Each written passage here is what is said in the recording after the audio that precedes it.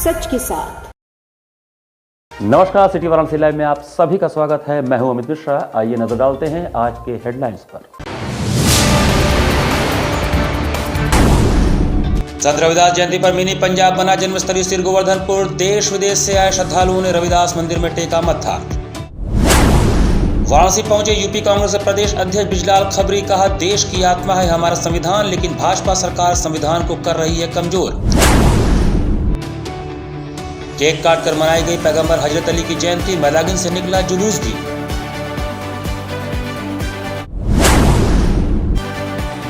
और माघी पूर्णिमा पर श्रद्धालुओं ने गंगा में लगाई आस्था की डुबकी।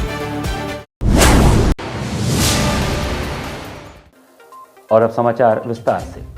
माघ महीने के 5वें प्रमुख स्नान पर्व माघी पूर्णिमा पर बाबा विश्वनाथ की नगरी में रविवार को लाखों श्रद्धालुओं ने मां गंगा में डुबकी लगाई। माघ मास के 5वें प्रमुख स्नान पर्व माघी पूर्णिमा पर रविवार को बाबा विश्वनाथ की नगरी में लाखों श्रद्धालुओं ने रवि पुष्य योग के संयोग में पवित्र गंगा में आस्था की डुबकी लगाई।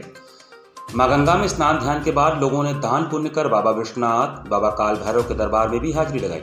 इस दौरान गंगा तट पर सुरक्षा के व्यापक प्रबंध किए गए थे। श्रद्धालुओं की सुरक्षा को लेकर शहर में जगह जगह बैरिकेडिंग और यातायात प्रतिबंधित किया गया था। गंगा में मोटर बोट में जल पुलिस के साथ एनडीआरएफ के जवान मुस्तैद थे। स्नान पर्व पर भोर से ही श्रद्धालु गंगा घाटों की ओर नंगे पांव चल पड़े। माघी पूर्णिमा पर आस्था की डुबकी लगाने के लिए लोगों में होड़ मची रही। गंगा स्नान के लिए प्राचीन दशाश्वमेध घाट, शीतला घाट, पंचगंगा घाट, अहिल्याबाई घाट, अस्सी, तुलसी घाट, खिड़किया घाट, भैंसासुर घाट, सामने घाट पर सर्वाधिक भीड़ रही। संत शिरोमणि रविदास जी की जयंती पर उनका जन्म स्थल सीर गोवर्धनपुर मिनी पंजाब के रूप में तब्दील हो चुका है।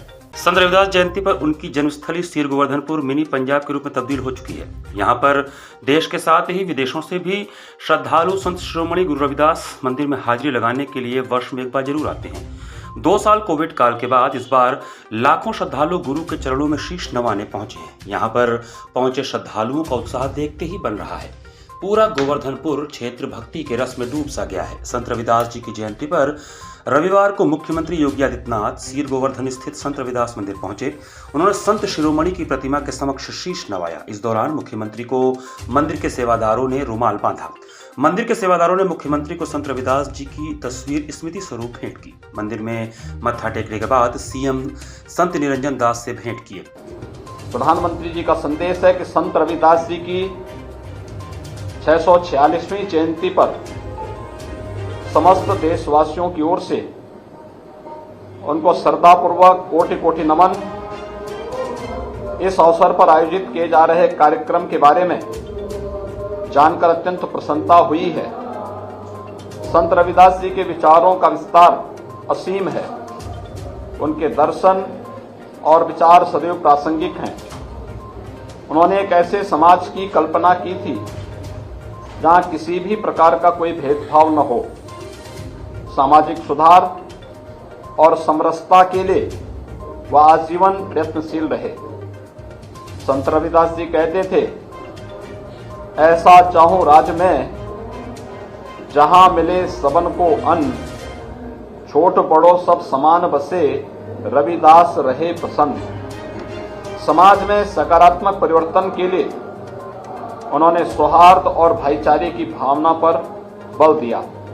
सबका साथ, सबका विश्वास, सबका विकास, सबका विश्वास, सबका प्रयास के जिस मंत्र के साथ आज हम लगातार आगे बढ़ रहे हैं, उसमें संत रविदास जी के न्याय, समानता और सेवा पर आधारित कालजयी विचारों का भाव पूरी तरह से समाहित है।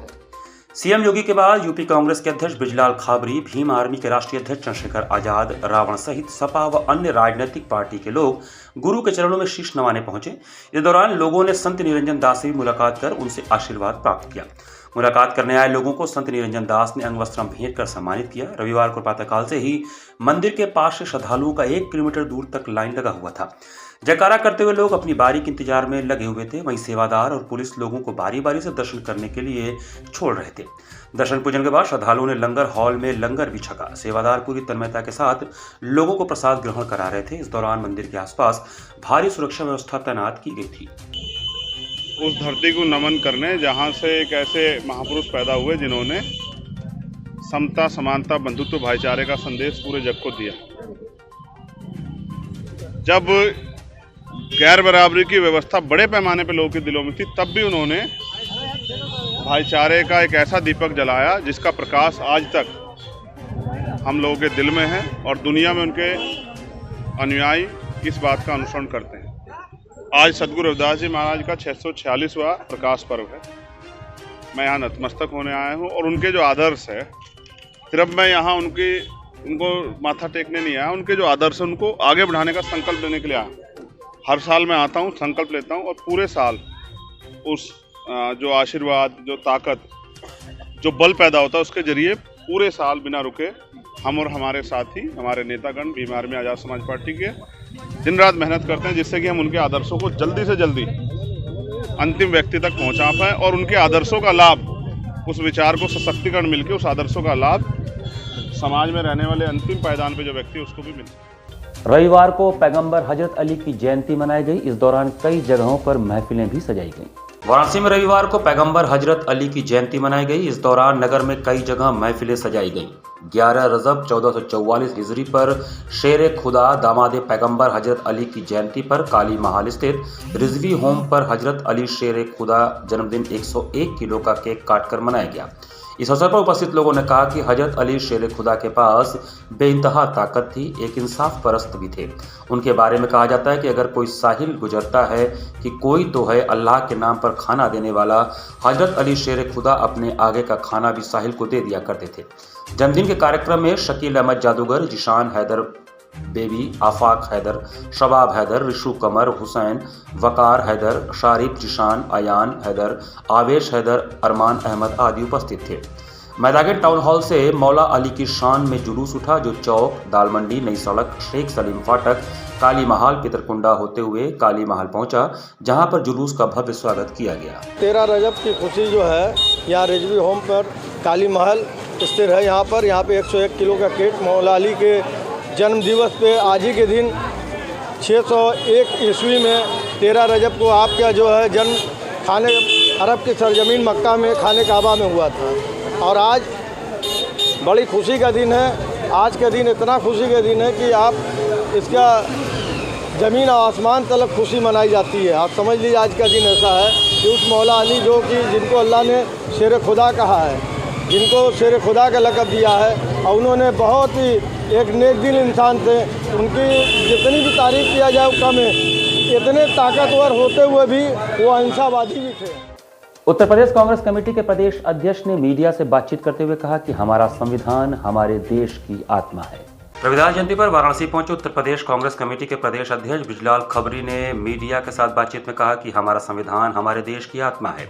हमारे संविधान में जो कुछ भी सर्वजन के हित और उत्थान के लिए लिखा है वही हमारा सब कुछ है। आज भाजपा सरकार में हमारे संविधान को कमजोर करने का जो कुचक्र रचा जा रहा है वह हमारे सामने है। देश के संवैधानिक संस्थानों, जिनमें चुनाव आयोग, रिजर्व बैंक, सीबीआई, ईडी, न्यायपालिका प्रमुख हैं, को भी मोदी सरकार पंगु बनाने की साजिश रच रही है। अगर हम सच्चे भारतीय हैं तो हमारा पहला फर्ज अपने देश की आत्मा यानी संविधान को बचाना है, न कि फिजूल की बहसों में उलझना। कांग्रेस ने हमेशा से संविधान को अपना आदर्श माना है। संविधान में लिखी हुई बातें सिर्फ अक्षर भर नहीं है, बल्कि वह हमारे लिए प्राण रेखा है या इबादत से कम नहीं है। अभी हाल ही में राहुल गांधी द्वारा विश्व की सबसे बड़ी पदयात्रा में से एक भारत जोड़ो यात्रा निकाली गई। वह सिर्फ और सिर्फ देश की एकता, भाईचारे तथा नफरत को मिटाने के लिए ही की गई थी। इस महान व ऐतिहासिक यात्रा का मूल सूत्र ही था नफरत और डर को मिटाना। आज देश में सिर्फ और सिर्फ कांग्रेस ही एकमात्र ऐसी पार्टी है जिसमें देश के सारे धर्म, मजहब के लोगों को आगे बढ़ने व उनके हक और हुकूक की लड़ाई लड़ी जाती है। बाकी के राजनीतिक दल सिर्फ जाति विभाजन द्वारा वोट सेट करने के जुगाड़ में लगे रहते हैं। उनके लिए देश की एकता कोई मायने नहीं रखती। मौजूदा भाजपा सरकार की कार्यशैली पर उन्होंने तीखा हमला करते हुए कहा कि मौजूदा भाजपा सरकार की वजह सिर्फ वोट पर है। उसके लिए भयावह महंगाई, बेरोजगारी, रुपए का लगातार गिरता स्तर, आम आदमी की दुश्वारियां कोई मायने नहीं रखती। आज भाजपा सरकार ने लोगों को इस कदर कर्ज के जाल में उलझा रखा है कि लोग कर्ज के बोझ तले आत्महत्या करने को विवश हैं, क्योंकि उनके पास रोजगार नहीं है। नोटबंदी, गलत लॉकडाउन नीति तथा गलत जीएसटी ने लोगों के व्यापार को ध्वस्त कर दिया। मध्यम और मझोले व्यापार जो थे वह नष्ट हो गए। भाजपा सरकार में सिर्फ और सिर्फ हम दो और हमारे दो को प्रश्रय मिलता है। दो बेचते हैं तो दो खरीदते हैं। महिलाओं का जीवन असुरक्षित हो गया है। आंकड़े बताते हैं कि भाजपा सरकार में महिलाओं के साथ अपराध की घटनाएं बढ़ी हैं, उनके सम्मान के साथ खिलवाड़ की घटनाएं बढ़ी हैं, जो कि बेहद चिंताजनक है। कांग्रेस अध्यक्ष बृजलाल खाबरी ने जातिगत जनगणना पर पूछे गए सवाल पर कहा कि हम जातिगत जनगणना के पक्ष में हैं। पत्रकार वार्ता के अंत में प्रदेश अध्यक्ष ने कहा कि यह जनता है, सब जानती है, जनता दूध का कर्ज भी अदा करना जानती है। मुद्दा उठा है बिहार से ही तो उठा है जनगणना का मुद्दा। इससे पहले भी उठते रहे हैं, लेकिन आज तक पूरा हुआ नहीं। जब जब चुनाव आते हैं तब तब ऐसे मुद्दे उठा करके जनता के मत को अपने तरफ हासिल करने का ये एक तरीका है, और इस तरीके की कोई भी कार्य कांग्रेस नहीं करती। मतलब आप उसके खिलाफ हैं, कांग्रेस इसके खिलाफ है, जातिगत जनगणना के खिलाफ? नहीं, कहाँ बोला मैंने के खिलाफ है। आप पूछवा रहे हो खिलाफ है। होना चाहिए नहीं होना चाहिए, इसका स्टैंड है। कांग्रेस का स्टैंड है, होना चाहिए। हमने जो तैयारी की है वो तैयारी उनसे कहीं कम नहीं है। हमने तैयारी की है देश में फैली अराजकता को ख़त्म करने की, हमने तैयारी की है देश में फैली महंगाई की, हमने तैयारी की है देश में बेरोजगारी को रोकने की। ये तैयारी हमारी जो है यही चुनाव के हथियार है। चुनाव हो या ना हो, हम और हमारे नेता कांग्रेस जन संत गुरु रविदास जी की विचारधारा को आगे बढ़ाने में कहीं पीछे नहीं है। आपने देखा होगा आदरणीय राहुल गांधी जी कन्याकुमारी से चले और कश्मीर तक जो गए हैं 4000 किलोमीटर, जिस गांव गली और शहर से निकले हैं लगातार लोग उनसे मिले। ना उन्हें हिंदू देखा, ना मुस्लिम देखा, ना सिख देखा, ना ईसाई देखा, ना गरीब देखा, ना अमीर देखा, ना जाति देखी, ना पात देखा। जो भी आया प्रेम से उसे गले लगाया और आगे बढ़े। यही एक प्रेम का संदेश आदरणीय राहुल गांधी जी ने इस नफरत भरे देश के अंदर दिया है। नमामि गंगे कार्यकर्ताओं ने दशाश्वमेध घाट सहित तमाम घाटों पर लोगों को जागरूक करते हुए गंगा तटों पर गंदगी न करने की अपील की। नमामि गंगे के तत्वावधान में रविवार को कार्यकर्ताओं ने दशाश्वमेध, प्रयाग, राजेंद्र प्रसाद और अहिल्याबाई घाट तक आमजन को जागरूक करते हुए गंगा तट पर किसी भी प्रकार की गंदगी न करने की अपील की। साबुन शैंपू लगाकर स्नान कर रहे लोगों को ऐसा न करने के लिए प्रेरित किया गया। स्वच्छता अभियान के तहत घाटों पर जगह जगह फेंके गए कूड़े कचरे को भी नमामि गंगे के सदस्यों ने बटोर कर कूड़ेदान तक पहुंचाया। घाटों पर श्रमदान के बाद यहां उपस्थित पर्यटकों और स्नानार्थियों को गंगा और घाटों को स्वच्छ रखने की शपथ भी दिलाई गई। गंगा मैया की जय के बीच नमामि गंगे काशी क्षेत्र के संयोजक राजेश शुक्ला के नेतृत्व में सभी ने सबका साथ हो गंगा साफ हो के नारे संग प्रत्येक काशीवासी को गंगा स्वच्छता से जुड़ने की अपील की। संयोजक राजेश शुक्ला ने कहा कि गंगा सफाई अभियान के लिए लोगों का उत्साह मां गंगा के लिए बड़ा लाभकारी है। स्वच्छता की प्रतिबद्धता के लिए संकल्प साफ सफाई और जागरूकता से अपनी गंगा नित्य निर्मलीकरण की ओर अग्रसर होंगी। आयोजन का मूल उद्देश्य गंगा से सबको जोड़ना है। उन्होंने कहा कि गंगा स्वच्छता के लिए जन सहभागिता बहुत जरूरी है। इस आयोजन में प्रमुख रूप से प्रीति जायसवाल, विकास तिवारी, सुशील प्रजापति, रविशंकर द्विवेदी, रमेश चौहान, राजेंद्र सिंह, अजय कुमार आदि लोग उपस्थित थे। हजारों की संख्या में उपस्थित दर्शनार्थियों को यह आह्वान किया है कि सबका साथ हो गंगा साफ हो। यदि हम जन भागीदारी सुनिश्चित करके अपनी गंगा के किनारे को स्वच्छ रखने में मदद करेंगे जन सहयोग से, तो निश्चित रूप से हमारी गंगा मैया निर्मल भी होंगी और स्वच्छ भी दिखाई देंगी। आज इस अवसर पर हमने ध्वनि विस्तारक यंत्र के माध्यम से लोगों को जागरूक करने का प्रयास किया है और लोगों को संकल्प दिलाया है। यहाँ पर वक्त चला छोटे से ब्रेक का। बने रहिए सिटी वाराणसी लाइव के साथ। वाराणसी लाइव, सच के साथ। इंटरनेशनल हिंदू स्कूल है। साइंस, मैथ एवं कंप्यूटर लैब, सुसज्जित लाइब्रेरी, वाहन की उत्तम व्यवस्था, विभिन्न खेलों की शिक्षा, बच्चों के शारीरिक एवं मानसिक विकास हेतु योगा का प्रशिक्षण सुविधा। इतना ही नहीं, आपके छोटे बच्चों के लिए एक ऐसी जगह जहां हम देते हैं शिक्षा के साथ साथ मौज मस्ती भरा वातावरण। International Hindu school, Nagwa, Lanka, Varanasi. बाल विद्यालय माध्यमिक सीनियर सेकेंडरी स्कूल, जहां मिलता है आपके बच्चों को उच्च शिक्षा एवं सुनहरा भविष्य।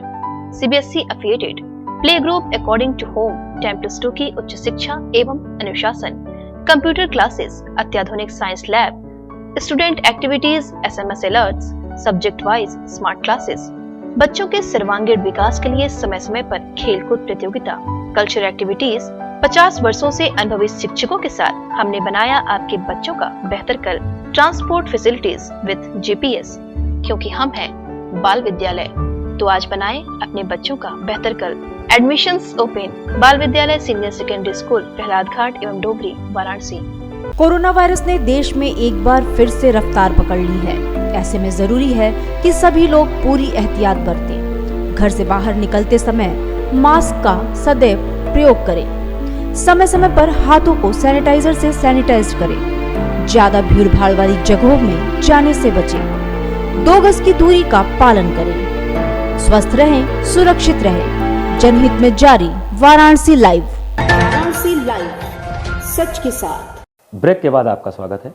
सीर गोवर्धनपुर मेला क्षेत्र में रविवार को सुबह एक चाय की दुकान पर रखे सिलेंडर में अचानक आग लगने से अफरा तफरी मच गई। रविदास मंदिर सीर गोवर्धनपुर संत रविदास जी की जयंती पर आयोजित मेला क्षेत्र में रविवार की सुबह एक चाय की दुकान पर रखे सिलेंडर में अचानक आग लग गई।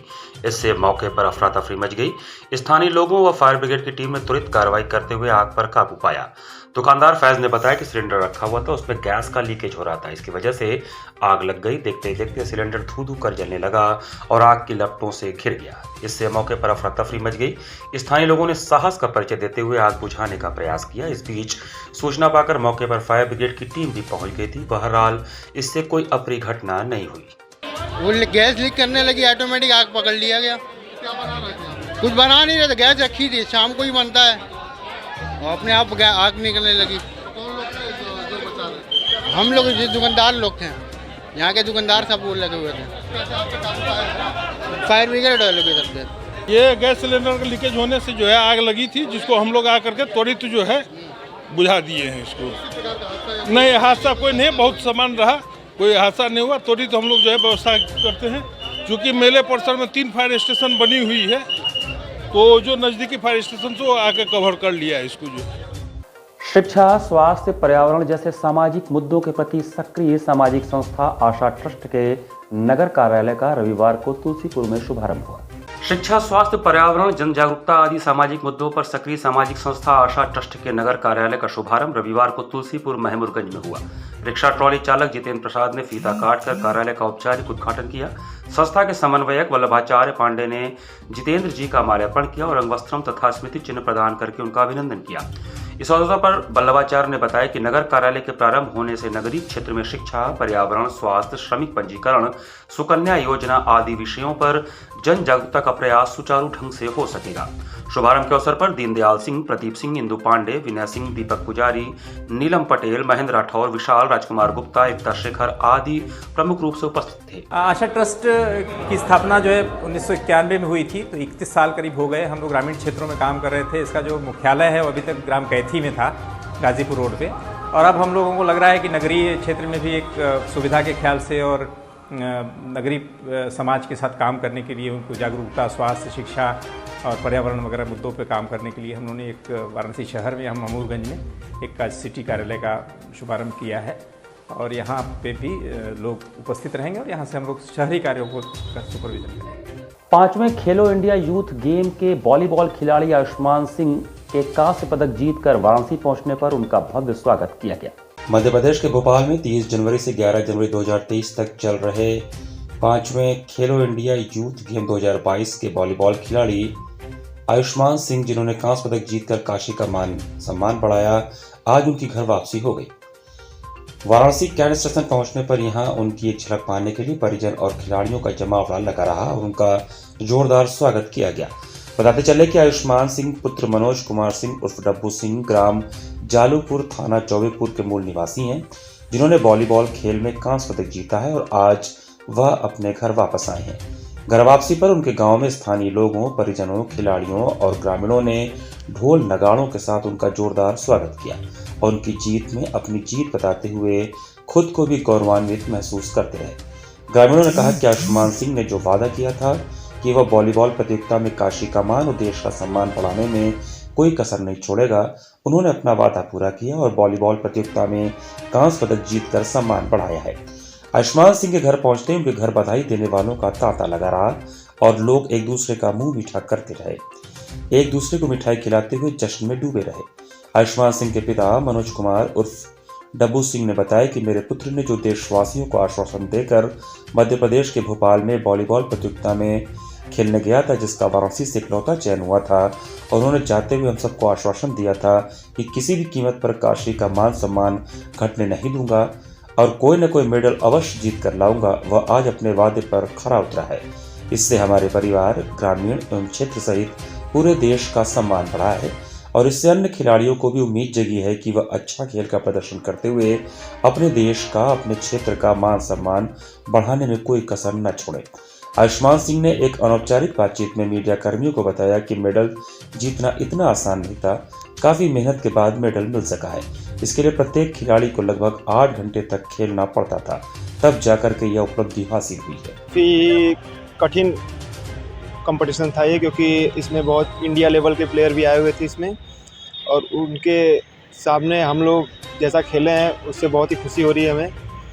और मेडल लगा ये 3 साल बाद यूपी का मेडल लगा है खेलो इंडिया में, तो इससे अत्यंत खुशी है हमें।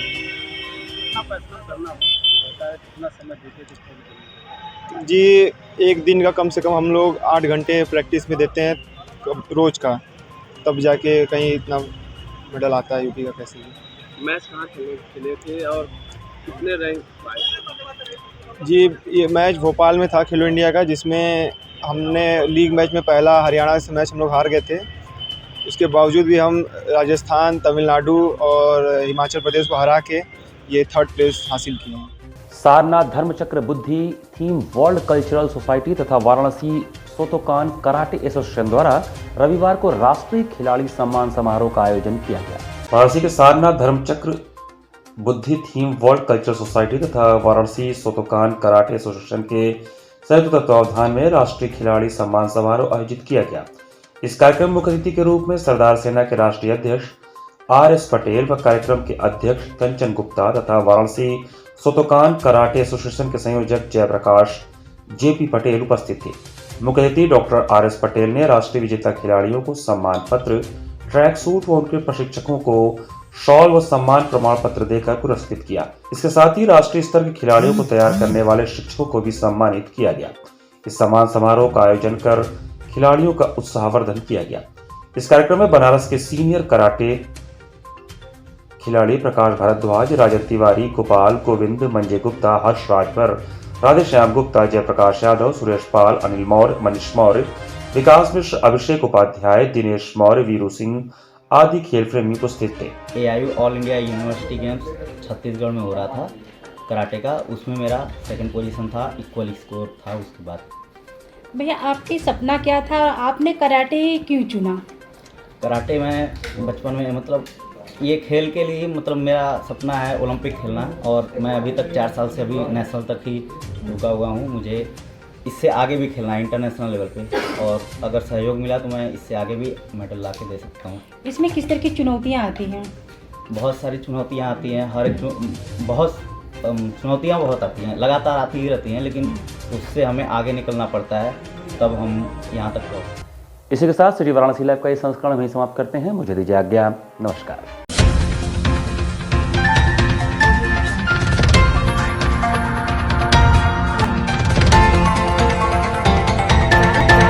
लाइव सच के साथ।